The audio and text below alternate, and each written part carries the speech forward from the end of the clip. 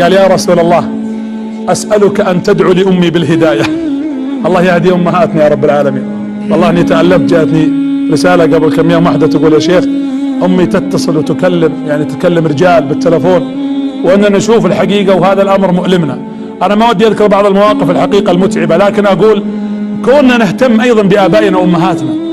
العائلة يوم التفت النبي صلى الله عليه وسلم قال أبو بكر يا رسول الله ادعو لأمي بالهداية. قال الرسول اللهم اهدي أم أبا بكر، اللهم اهدي أم أبا بكر.